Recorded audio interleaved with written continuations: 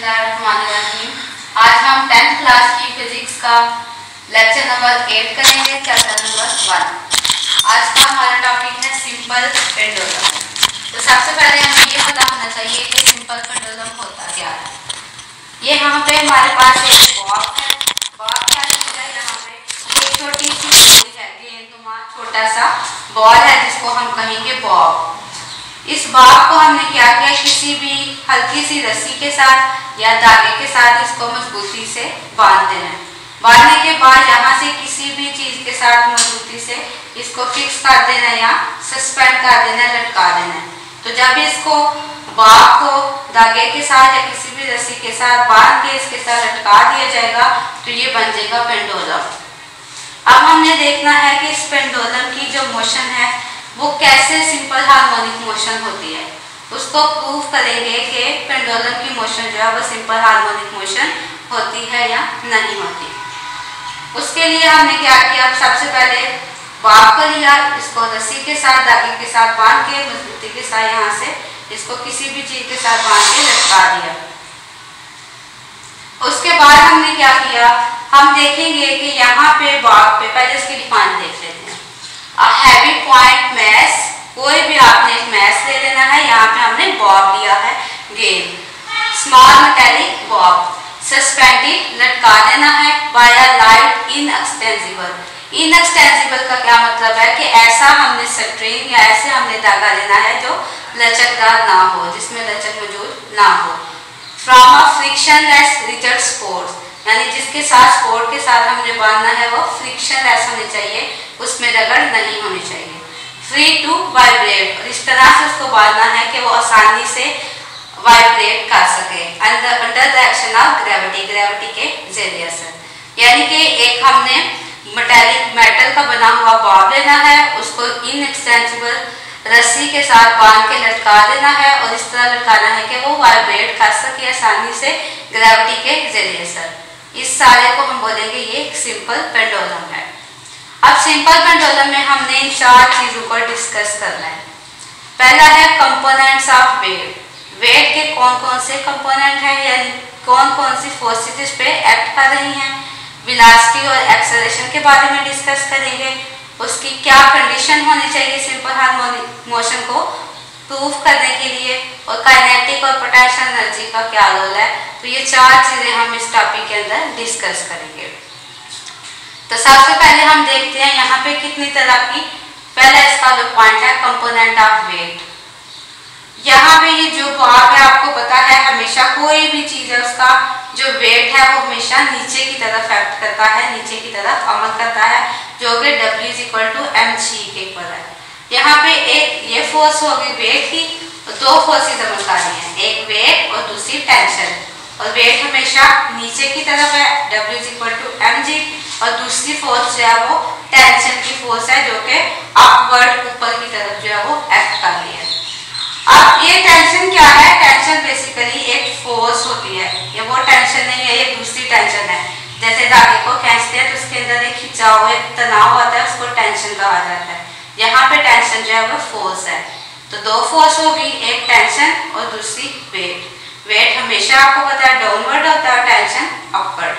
और ये यहाँ से यहाँ तक टोटल धागे की जो है वो लेंथ है, लंबाई है, जिसको हम L से जाहिर करेंगे।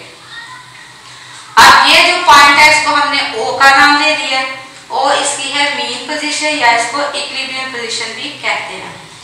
यहाँ से हमने क्या करेंगे कि इस बॉब को पकड़ के O पॉइंट से यहाँ तक मैक्सिमम जहाँ तक लेके जाएंगे उसको हम A का नाम दे देते हैं। O से A तक लेके जाएंगे, यहाँ पे A पे जब लेके जाएंगे तो इसको यहाँ से छोड़ देंगे। जब इसको छोड़ेंगे तो वो क्या करेगा, दोबारा O की तरफ आएगा, उसी तरह ये B की तरफ, O B की तरफ भी ऑसिलेट करना शुरू कर देगा। अब जब यहाँ से हम इसको उठा के O से या मेन पोजीशन से यहाँ पर लेके जाएंगे ये तो A पे, तो A वाली जो पोजीशन है ये इसकी एक्सट्रीम पोजीशन है, यानी A और B दोनों एक्सट्रीम पोजीशन है और O इसकी मेन पोजीशन है। जब इसको यहाँ से O से A पे लेके जाएंगे एक्सट्रीम पोजीशन पे, तो यहाँ से छोड़ेंगे तो ये दोबारा मेन पोजीशन की तरफ आएगा। अब इसका जो दूसरा पार्ट है वेलोसिटी एंड एक्सेलरेशन, इसको डिस्कस करते हैं। यहाँ पे जब यहाँ से हमने उसको इसको उठाया, ओ से पकड़ा, ओ से ए तक लेके गया, तो इसने कुछ डिस्टेंस कवर किया है ओ से ए तक, जिसको हम एक्स से जाहिर करेंगे। इसको डिस्प्लेसमेंट भी कह सकते हैं, फासला। जाहिर है जब यहाँ से यहाँ तक जाएगा तो डिस्प्लेसमेंट में चेंज आता जा रहा है, डिस्टेंस इसका चेंज होता जा रहा है। जब डिस्टेंस चेंज होगा तो वेलोसिटी भी चेंज होगी, जब वेलोसिटी चेंज होगी तो उसके अंदर एक्सेलरेशन भी प्रोड्यूस होगा। जब ओ से ए की तरफ जाएगा और वहाँ पे ए पे जाकर हम इसको छोड़ेंगे तो इसका जो एक्सेलरेशन है वो इंक्रीज होगा, और जब ए से दोबारा वापस आता जाएगा तो वो एक्सेलरेशन इसका डिक्रीज होता जाएगा। क्यों डिक्रीज होता जाएगा? क्योंकि इसका डिस्प्लेसमेंट या इसका फासला कम होता जाएगा। यानी पहले यहाँ से यहाँ तक टोटल था, जब यहाँ पे आएगा तो डिस्प्लेसमेंट कम होगा, यहाँ पे आएगा और कम हो जाएगा, यहाँ पे आएगा और कम हो जाएगा। बिल्कुल जब ये 0 पे पहुँचेगा तो एक्सेलरेशन 0 हो जाएगा, क्योंकि डिस्प्लेसमेंट या डिस्टेंस भी 0 हो जाएगा, जिसकी वजह से वेलोसिटी 0 होगी, और वेलोसिटी 0 होगी तो एक्सेलरेशन भी 0 होगा। और फिर दोबारा ये इनर्शिया की वजह से ओ पॉइंट पे नहीं रुकेगा और दोबारा आगे की तरफ मूव करना शुरू कर देगा। अब यहाँ पे जब आएगा तो फिर ये यहाँ पे नहीं रुकेगा, दोबारा वापस जाएगा। किस वजह से ये वापस जाएगा? यहाँ पे रिस्टोरिंग फोर्स की वजह से। पहले हमने स्प्रिंग के केस में पढ़ा था कि स्प्रिंग के अंदर रिस्टोरिंग फोर्स आ जाती है, जिसकी वजह से वो मूव करता है। अब यहाँ पे रिस्टोरिंग फोर्स कहाँ पे आई? यहाँ पे जो रिस्टोरिंग फोर्स है वो इस बार के अंदर इसके मौजूद होती है, जिसकी वजह से जिस फोर्स की वजह से वो दोबारा क्या करेगा, ओ की तरफ जाएगा। फिर इनर्शिया की वजह से ये ए की तरफ, इसी तरह ए बी के आगे पीछे ये ऑसिलेट करता रहेगा। अब तीसरा जो पॉइंट है इसकी कंडीशंस, यानी ये कैसे पता चलेगा कि ये सिंपल हार्मोनिक मोशन है या नहीं। तो सिंपल हार्मोनिक मोशन के लिए हमारे पास ये दो कंडीशन होना लाजमी है। पहली है ए डायरेक्टली प्रोपोर्शनल एक्स, एक्स यहाँ पे डिस्टेंस या डिस्प्लेसमेंट और ए एक्सेलरेशन, यानी एक्सेलरेशन हमेशा डायरेक्टली प्रोपोर्शनल होना चाहिए डिस्प्लेसमेंट के।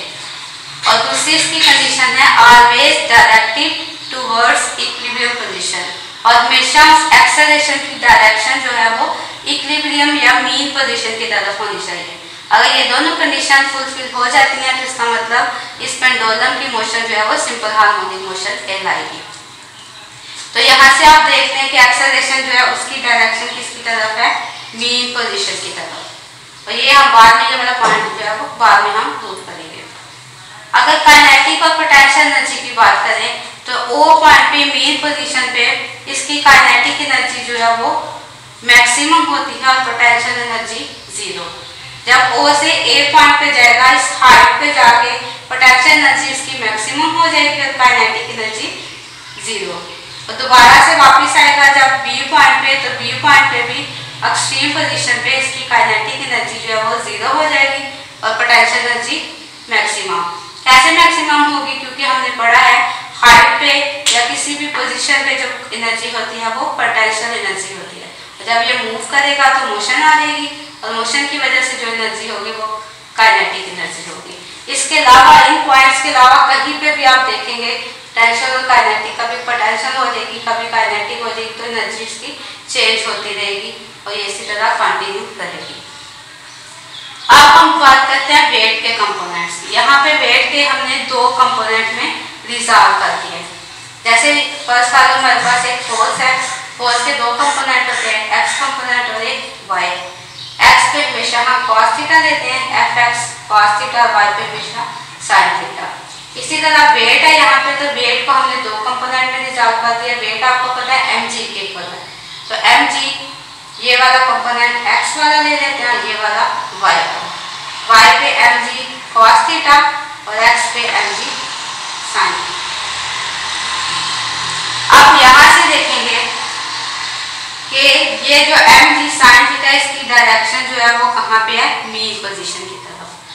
अगर इस पॉइंट को देखें mg cos theta is anti parallel to tension, यानी ये दोनों एक दूसरे के एंटी पैरेलल है, यानी ये नीचे की तरफ है ये ऊपर की तरफ है, दोनों की डायरेक्शन भी अपोजिट है, जिसकी वजह से ये दोनों कंपोनेंट एक दूसरे से कैंसिल हो जाएंगे और सिर्फ हमारे पास mg sin थीटा वाला कंपोनेंट बाकी रह जाएगा, वही हमें रिस्टोरिंग फोर्स प्रोवाइड करेगा।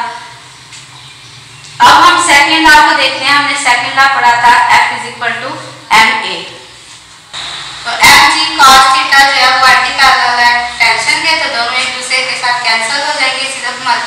sin थीटा फोर्स का कंपोनेंट बचेगा जो कि रिस्टोरिंग फोर्स प्रोवाइड करेगा। यहाँ पे F is equal to mg sin theta, minus sine हुआ है, डायरेक्शन अपोजिट होने की वजह से माइनस लगा है।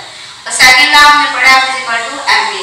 अब ये दोनों फोर्सेज हैं, हम इक्वेशन 1 और 2 को कंपेयर करेंगे। ma is equal to minus mg sin theta, m और m कैंसिल हो जाएगा, a बचेगा, माइनस हो जाएगा g और sin theta. When angle is very small, जब एंगल बहुत छोटा होता है तो हम sin थीटा की बजाय इसको थीटा के इक्वल रखते हैं और थीटा हमें पता है s ओवर r के इक्वल होता है। यहाँ पे s डिस्टेंस है, r उसकी लेंथ है।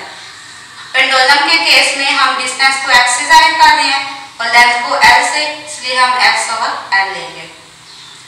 a is equal to minus g यहाँ से और sin थीटा की जगह क्या लिखेंगे theta. a is equal to minus g, उसी तरह थीटा की जगह हम क्या वैल्यू पुट करेंगे x over l। a is equal to minus x, minus x नहीं आएगा यहाँ पे,